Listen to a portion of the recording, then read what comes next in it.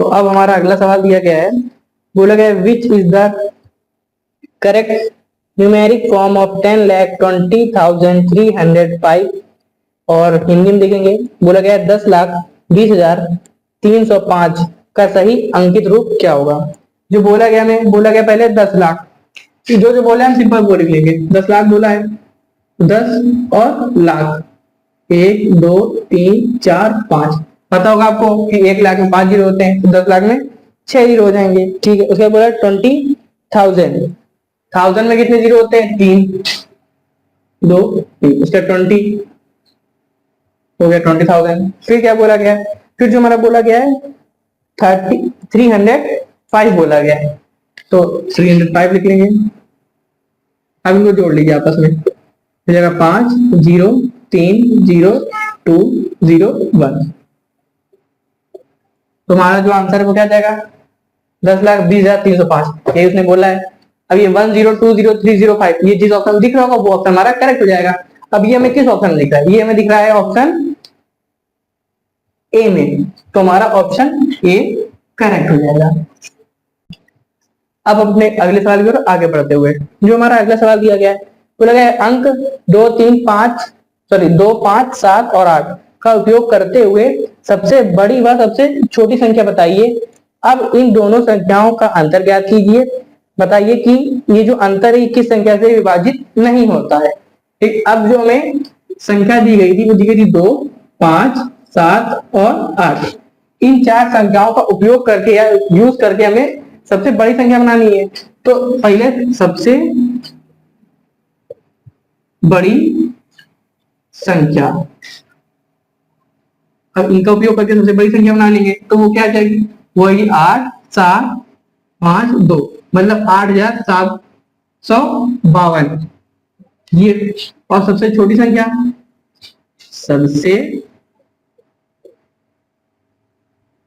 छोटी संख्या वो क्या आ जाएगी? वो आ जाएगी 2,578। ठीक, अब बोला गया इन दो संख्याओं का अंतर, तो इनका अंतर निकाल लेंगे। तो 8752 माइनस 2578, इनका अंतर निकालेंगे। इनका अंतर क्या आ जाएगा? इससे हासिल लेंगे 12, 12 में से 8 गया मतलब 4, यहाँ कितना था 4, हासिल ले लेंगे 14, 14 में से 7 गया 6। इन दोनों संख्याओं का अंतर पूछे हमसे, अब इन दोनों संख्या घटा लेंगे। 12 में से 8 गया बचा 4, यहाँ बचा 4, हासिल लेंगे 14, 14 में 7 गया बचा 7, यहाँ कितना बचा 6, 6 में से 5 गया बचा 1, यहाँ 8 में से 2 गया बचा 6। तो हमारा जो वैल्यू हुई वो आई 6,174। अब ये जो वैल्यू है ये किस अंक से विभाजित नहीं है। अब हमें 4 ऑप्शन दिए गए हैं, वो दिए गए 2 3 5 और 9। जो ऑप्शन है हमारा वो है ऑप्शन ए 2, ऑप्शन बी दिया गया 3, ऑप्शन सी दिया गया 5, ऑप्शन डी दिया गया 9। ठीक, अब ये संख्या है ये किस अंक से विभाजित नहीं है? 2 से, 3 से, 5 से या 9 से। अब इसके लिए हमें 2 की डिविजिबिलिटी, 3 की डिविजिबिलिटी, 5 की और 9 की डिविजिबिलिटी रूल आना चाहिए। 2 का डिविजिबिलिटी रूल क्या होता है? वो होता है, तो डिविजिबिलिटी 2 की क्या हो जाएगी? लास्ट में इवन नंबर होना चाहिए। लास्ट में इवन नंबर है, हाँ, तो ये 2 से विभाजित है। 3 की डिविजिबिलिटी क्या होती है? इन सभी नंबर का सम 3 से विभाजित होना चाहिए। तो ये थे 6 1 7 7 14, 14 4 14 4 18। अब 18 3 टेबल में आता है, हाँ आता है, तो ठीक है 3 से विभाजित हो गया। अब 9 का भी डिविजिबिलिटी होती है, इन सबका सम 9 से विभाजित होना चाहिए। इन सबका सम करेंगे आएगा 18, 18 9 से डिविजिबल है। अब बचा 5, 5 की डिविजिबिलिटी क्या होती है? लास्ट में 0 हो या 5 हो। इसके लास्ट में 0 है नहीं है, 5 है नहीं है, तो ये जो संख्या है ये हमारी 5 से विभाजित नहीं होगी। तो ऑप्शन हमारा 5 किस ऑप्शन में? सी, तो हमारा ऑप्शन सी करेक्ट हो जाएगा। अब जो हमारा अगला सवाल दिया गया, बोला गया निम्न में से कौन सा विकल्प में 505 का स्थान 500 नहीं है।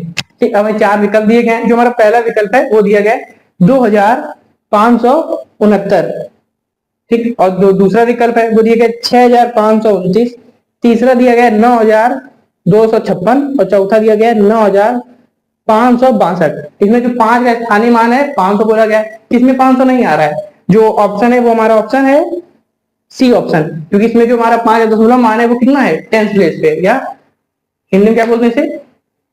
हमें ऑप्शन दिए गए थे, जो ऑप्शन पहला है वो है 2568, दूसरा ऑप्शन 6529, तीसरा ऑप्शन 9256 और चौथा ऑप्शन 9562।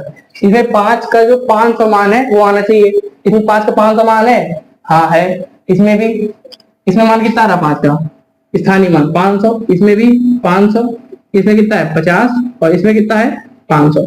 किसमें 500 नहीं आ रहा है, ऑप्शन सी में। तो हमारा ऑप्शन सी करेक्ट सवाल दिया गया है। बोला गया है 1 से 30 के बीच में कितनी अभाज्य संख्याएं आती हैं। बोला क्या गया है हमसे, हमने एक संख्या 1 से लेके 30 के बीच में, 1 से लेके 30 के बीच में क्या बताना है, अभाज्य संख्याएं, अभाज्य संख्याएं कितनी आएंगी ये बताना है। अब कितनी आएंगी, पहले 1 से 10 के बीच में देख लेंगे। 1 से 10 के बीच में कितनी संख्या आती है, पहली है 2, दूसरी है हमारी 3, तीसरी है 5 और फिर 7। अब 11 से लेके 20 के बीच में कितनी अभाज्य संख्या है, 1 11, फिर 13, फिर 17 और फिर 19।